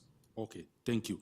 Then that means Sorry, Audrey is that's kind very of, sorry, I think we need to move on. Like, we don't want to stay here today after 9. We'll see, we just find a way to address, the concern that the effective, effective practice work we put forward, and at the same time, having some sort of respect on people's time. I understand that. So there's 2 further update items. On the ONSYS data, thank you very much, Audley. That would be very much appreciated. In our previous requests, Two minutes already passed. Sorry, if we go to we go to the next, and if there's more time, I'll come back to you, Melissa. I'm sorry to. Okay, I'd just like to finish the sentence. We have asked for, when it's possible, a 10-year comparison of data so that we can see trends, because one point in time doesn't give anyone a frame of reference. So perhaps staff could consider that. The other thing is, I don't know where it is on the agenda, but thank you, staff, for sending the staff listing. Leanne sent it as a document recently. As follow-up, and I can send an email to everyone if this is how we need to deal with it, I wonder if we might have a little bit more specific breakdown on some of the categories. So for example, when it shows special education teaching staff, 1,900 teachers, elementary, 1,400 teachers, secondary, it would be helpful and it would be much appreciated if we could have a bit of a breakdown. Are those classroom teachers, resource teachers, ISP teachers, and so on? Okay, thank you. That's an action item, Melissa. Thanks. I think Leanne noted that. Thank you. I can send Leanne a more specific No email. need to send. I think she's taking notes. She'll probably share. We'll make sure that the updates, when she prepared the minutes, and she'll work with, the staff to make sure that we have the information. Thank you, Melissa. Thank you. Yes. And now I think that is going to, David, K-12 accessibility standard. If, you have a very quick update, David. Sure, I'm going to be really quick. Just so everybody knows, it would be great if any of you would like to join the K-12 working group, because we want to kickstart it again. I'd like to get a meeting going in the next couple of weeks so that we can, with staff. In a nutshell, an independent government-appointed committee took 4 years to recommend major reforms needed to make public schools and publicly funded schools accessible to students with disabilities. I was on that committee. It reflected both people with disabilities and their families, and school boards and educators. we've asked the school board to implement that report. This is a working group where we're trying to focus attention on it. Anybody interested, please let Leanne know, and Leanne's going to solicit for possible meeting dates. We'll do a Zoom meeting and let's find out what's going on from the school board and let's try to move this forward. Back to you. Okay, thank you, David. We heard, about, what David has suggested. Do you really want to say something because it's just an update? Richard, go ahead, please. Thank you, 30 Mr. seconds. Chair. Just to David, to the working group, the K-12, can somebody start thinking in their mind about K-21? Because we're talking about children, students with special needs, and we know they can stay in school up to the age of 21. K-12, I get what it is. It's grades kindergarten to grade 12, but it doesn't seem to be inclusive of that special needs group, which is really, and I kind of spin the numbers a bit, K-21. And I think we really got to get people thinking about K-21, not just K-12, because a student that's 21 years of age in school may not be at the grade 12 level. They may be, and I don't think it's even fair to identify a grade that they're with. But from kindergarten to age 21, I think is really the scope we need to be looking at and not the grade scope. Thank you. Thank you, Richard. It's great to bring this up. Okay, and now that is the ADHD quick update. Hi, yes, can you hear me? Yes, please. It's better now. Okay, great. Sorry about that. I apologize. So first thing, just to confirm that with the association updates, as well as working group updates, that KDAC is included. Can we just make sure, because I think we were skipped over with the association updates. Can somebody confirm that we're on that list? Oh, you're on the list. Sorry, I mean that is Okay. Yeah, I just don't want to be skipped over. So, and then just in terms of, we just had our second working group meeting. Very quickly, the focus was the staff updating us on the ADHD steering committee that was established or first started to meet, I think, in September, I believe. So that was interesting. Leanne has circulated the minutes from that meeting. So everybody has sort of just the key points that were discussed. And we're going to have another meeting in early April. And the focus there, our staff, Allison and Andrea, are going to bring more information forward to the group about ILPs. So, and, specifically how they're supporting ADHD kids in the classroom. So that'll be the sort of the focus of that discussion. And yeah, we're always interested in, I see Leanne has said, if you're interested in joining any working group to email her. So we're definitely, we'd love to have more people, more voices included. So please let Leanne know if you want to join. Thank you. No, thanks, Greg. And the parent conference, any quick update? Very brief update on that is there is a call for presentations. I know a couple people on SEAC did come back the last time. Leanne is going to send out the latest. It's got the new logo for this year, and again, call for presentations. So I would encourage each and every association to think about what they would present. If it's important for them to be at the SEAC table, I think it's very important for them to be presenting at the conference too, because it goes beyond this table where we sit here tonight. Getting in front of the parents and staff at the Parents and Caregivers as Partners Conference, I think is key to delivering the message and doing the good work that we want to do. Thank you. Okay, thanks, Richard. And for the PIAC, I haven't, reached out to the PIAC co-chair. I will do that and provide an update prior to the next meeting. But I did mention about this at the CAC's meeting, chaired by Michelle Monroe office. I mean, she knows that, so we're trying to put this together to work collaboratively with PIAC. Thank you for everyone from the working groups, and look forward to the updates at the next meeting. And our leadership report.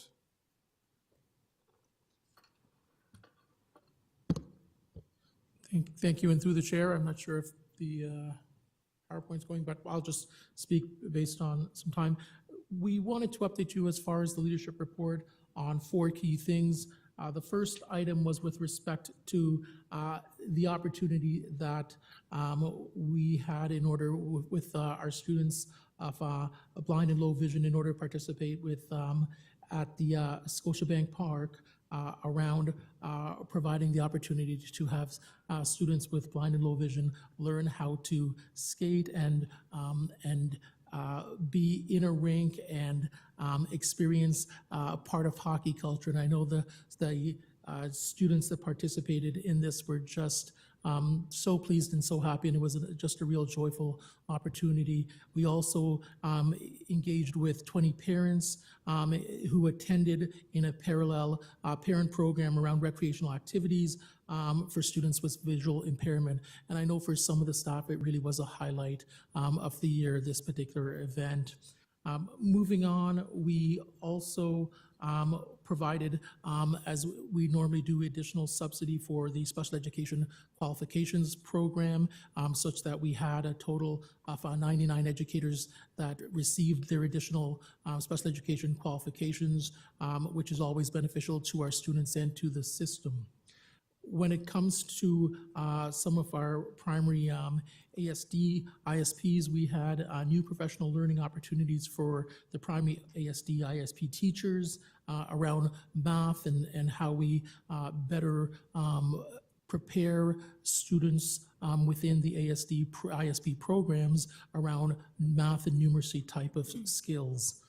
Last and not least is that we continue to provide some of our webinars for parents and guardians around the IEP process and making sure that we provide information around how we go about filling in and also answering any questions around that particular process at the schools. So that's our leadership report. I'm not sure if, Nandy, if you have any comments or...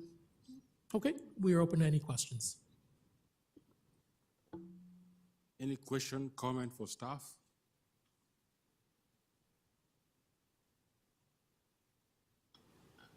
None? None?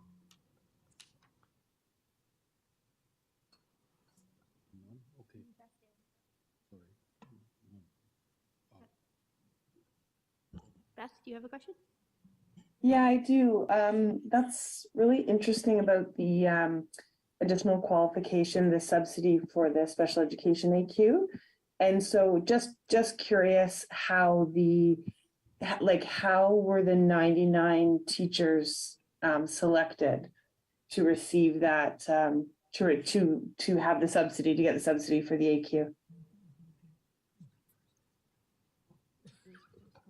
Through the chair, normally what happens with that is that the teachers weren't selected. Teachers, in fact, volunteer. We put it out to the system through our various communication methods, and teachers then volunteer in order to access it. It was a first come, first served basis based on those who signed up for the opportunity.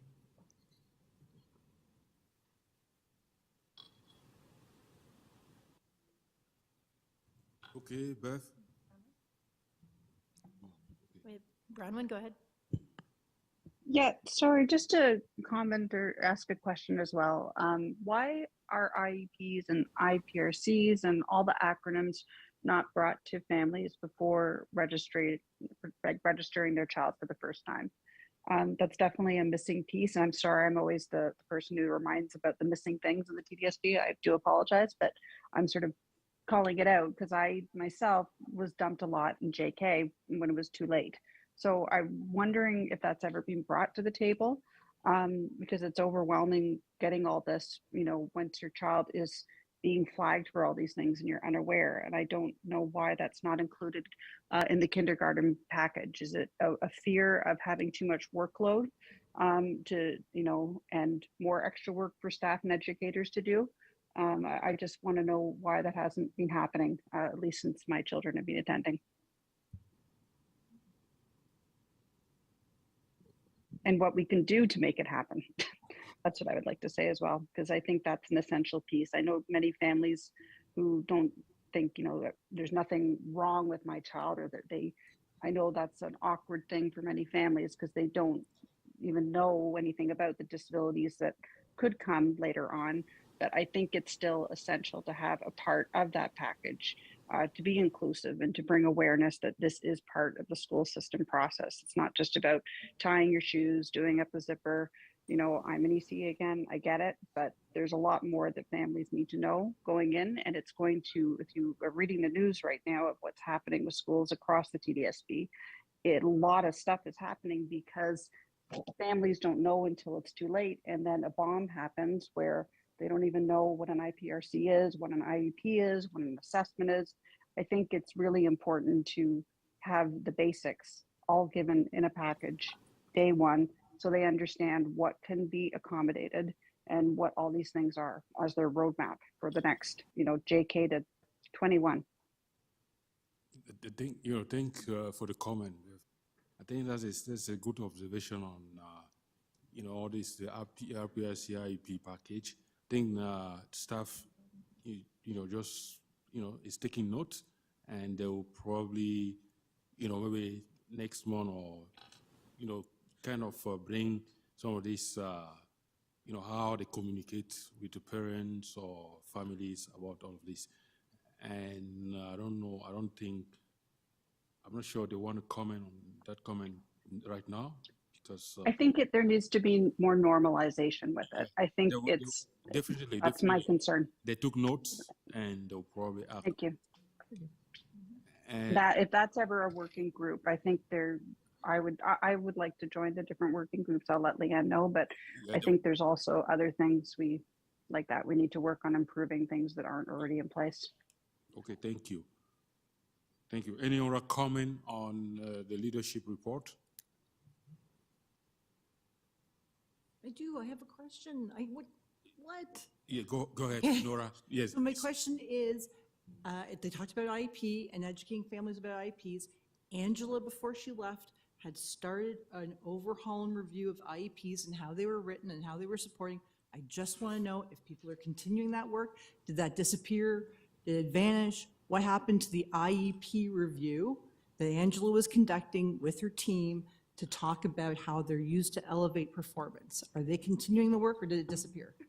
Okay, thank you, Nora, for bringing this up. Thank you. That's when I was saying that I remember Angela started something, and I know that when I was saying that the staff took note, I was referring to that too. I mean, this one they also know exactly, this the background, and they work. I'm sure they're working on it, and they'll get back to us. Yeah, Am I correct, staff? Short answer, Nora, we're continuing with the K-1 IEP strategy as well as the 2 to 12. That's not what she was working on. She was working on how you write IEPs. For How to what, anybody who sorry? had an IEP, how they're written. so Yes, that we're they're still doing professional learning around how to write Only for K to IEPs. 3? Nora, please let us. Okay. They'll bring back they'll update us on what they're doing, building on what Angela started, and we'll probably have some comment question based on what they will be sharing with us. Thank you, Nora. And our trustee report, I'm sorry if, for rushing us through. Okay. I sent a written update to Leanne with some links. So the big part of what the board is engaged in right now is the planning for the 2023-24 school year budget. So these first couple meetings in February or March, our staff have presented the financial position of the board. So Audley mentioned this, and it's not as rosy as we would have hoped. But at this point, we don't really know what our budget will potentially look like for the fall. One of the key pieces of information that we are missing still is the grants for student needs. So normally the province would have the grants for student needs out to boards by now, and we don't have them. And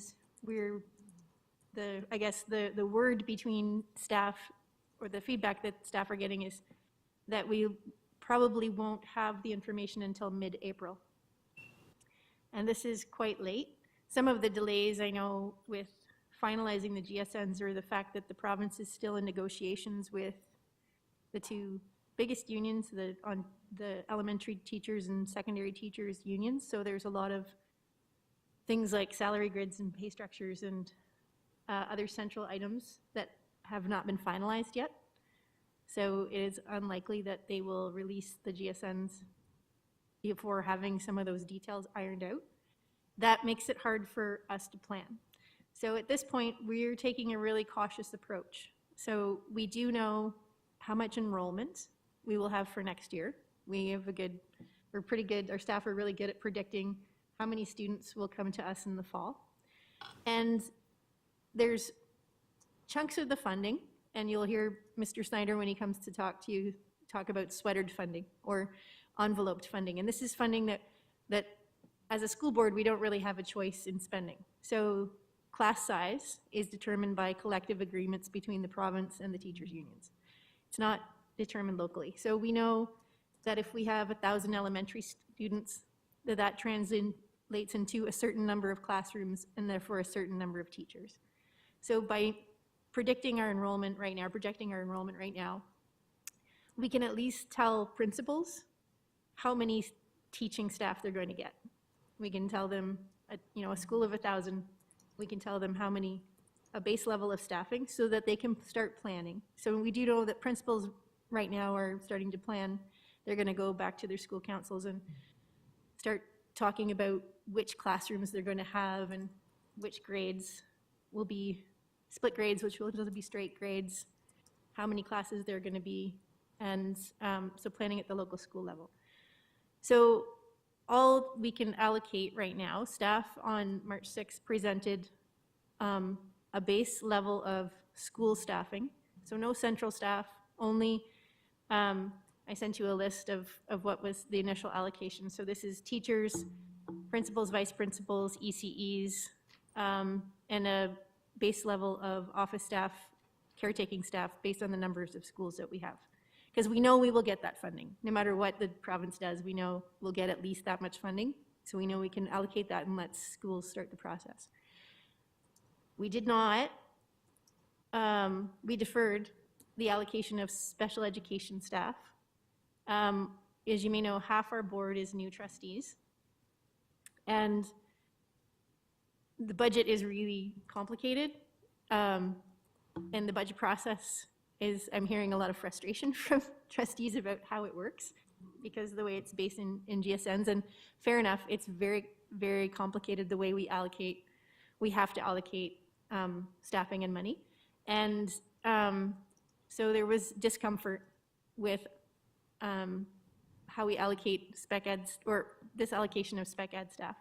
Because, and a big part, as a board, we spend, well, this current year, last year it was, we're in the neighborhood of 70 million. We spend $70 million more on spec ed than what the province gives us. And that's money in the school board is staff. Very little of the money goes to anything other than staff. So that's pretty much $70 million in staffing. So that extra 70 million, we don't know how much we're going to have right now, but we know how much is coming based on enrollment. So the special education grant from the province is a proportion of enrollment.